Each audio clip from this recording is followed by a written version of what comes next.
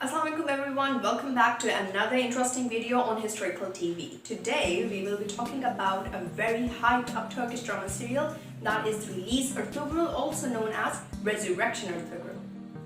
Now in today's video I'm going to brief out on the main characters of this entire drama serial so that people who haven't watched it can get a hint on what it is all about.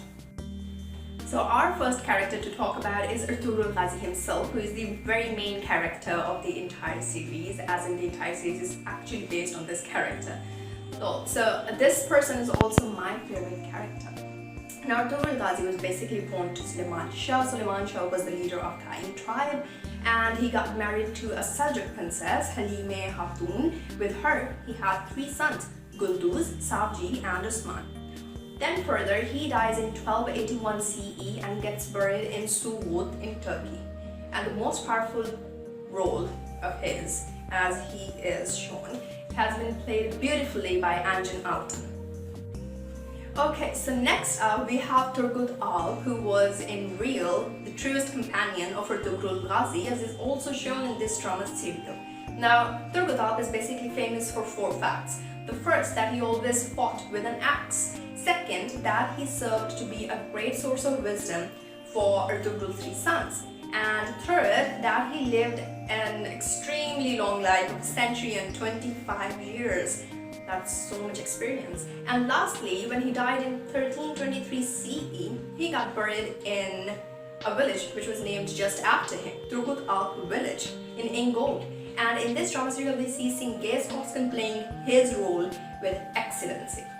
Alright, now we'll jump on to Ertugrul's 3 sons, starting from the youngest most, which is Osman I. Osman I was born in 1258 CE and died in 1326 CE and got buried in Bursa, Turkey. Now, Osman I is basically famous for 2 things. First, that he was born at a time when the Mongols were at their peak, and secondly, while he was fighting along his father to achieve a peaceful land for their tribe, he kind of formed an independent beylik of his, which he further later on transformed into his own great empire.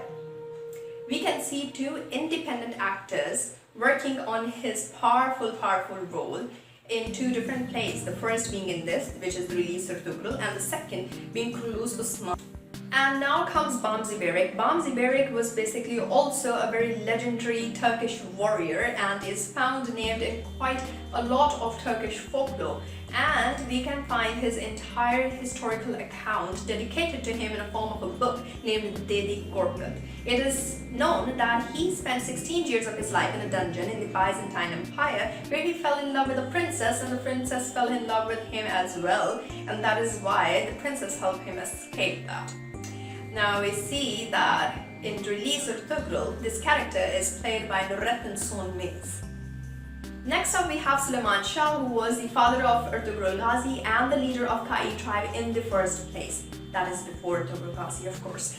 And we can see him to be spending most of his life in Khorasan, after which he kind of migrates towards Turkish lands and then he enters the Seljuk state. Maybe that is why Ertugrul Ghazi marries a Seljuk princess. Just saying.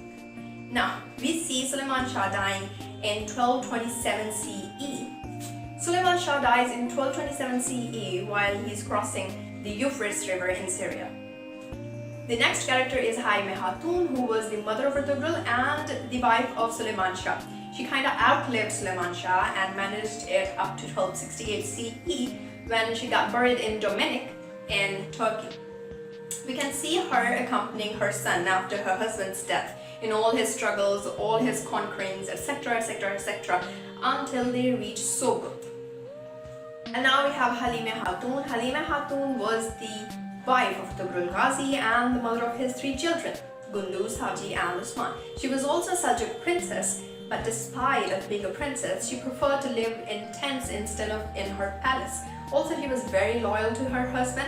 She died in 1281 CE and was buried in Sugut, Turkey. So as we know that Ertugrul was kind of disowned by his two brothers, we have another character, Dundar Bey. Dundar Bey was a person who kind of supported him, Ertugrul, like his brothers, since he himself was quite young. Also, he dies at a very worthy age of 92.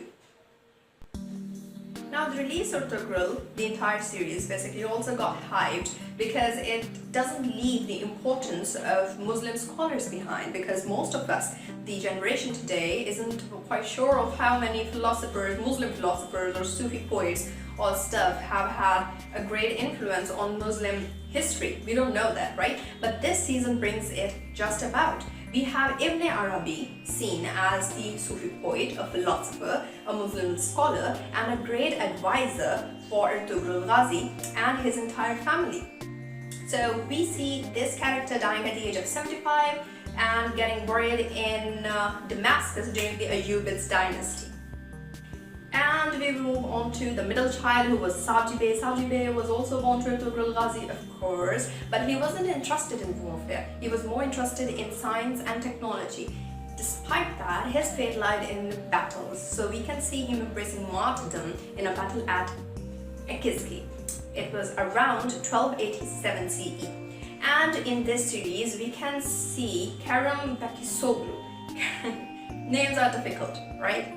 Kerem Bakisoglu playing his role with an excellent touch. Coming towards the last son, who is Gunduz Bey, was the eldest son of Ertugrul Ghazi. He was also a brave soldier just like his father and an acing leader in the absence of his father of his tribe, which is Kaid tribe. Now, we can see two actors playing his role accidentally in the release season, who are Arif Dairan, if I'm not wrong. It's Arif Dairan and it's Yaman Tuan. Whereas in Kurulus Osman, we can see Emre Basalik playing his role. In real life, we can find him, Gunduz Bey, dying in 1306 CE, which is after the death of his younger brother. Now comes Abdur-Rahman Alp, who was an Ottoman military commander and played a big role in the establishment of Ottoman Empire. Also, he is famous for his conquest of Eidos Castle, which was a gateway, kind of a gateway to Istanbul, and he died in 1329 CE, where he got buried in a village in Erzurum. Next up, we have a mystery character named Dogan Alp. Dogan Alp was shown to be one of the three Alp brothers who kinda were like blood brothers of Ertugrul, but we can't find some real evidence of his existence in the history. Thus, it might be that Mehmed Bozdig kind of added him as an imaginary character to the entire series. And now we have a villain on hands. We have Saadettin Köpek playing as an advisor to the Seljuk Empire's courts and civil arts. He also ordered the construction of quite many palaces and caravansaries, of which Zuzuldin Khan is one famous of all, which recently also got opened for public after renovation. Now in the series, we see that he was ambitious to become the emperor of the Seljuk Empire, but this is exactly when Khusru II kind of gave a death warrant against him, and Ertugrul was the person who beheaded him and then hanged him against a palace wall. Next, we have Ertugrul Bey. Ertugrul Bey is basically shown as if he was the right hand of Ertugrul Ghazi or was a great support for him, but in real life what happened was that he had never met Ertugrul. He was also a governor of Jerusalem, he was the commander in the Seljuk army, but there was never this one time when he had met Ertugrul in real life. So we can see him taking part in quite many battles, including the Manzikert and the Aleppo battle, importantly, and he dies in the same state where he had been serving as a governor, that is Jerusalem, in 1091 CE. So the next curious character is of Al-Aziz of Aleppo, who was he was the grandson of the great Salahuddin Ayyubi, who had conquered Jerusalem and Gunduz from Crusaders and Christians and had given them the freedom to live according to their own religions. Now Al-Zahir, who was Al-Aziz's father, who died when Al-Aziz was about 3 years of age, that is, he was too young, but he immediately inherited the rule of Aleppo. So because of his young age, This person, Shahabuddin Tughul, was a person who was put next to him so that he could look after the matters of the state until Al-Aziz reaches the age of 17 and he can look after the state matters on his own. But he died at a very young age of 23 years in 1236 CE.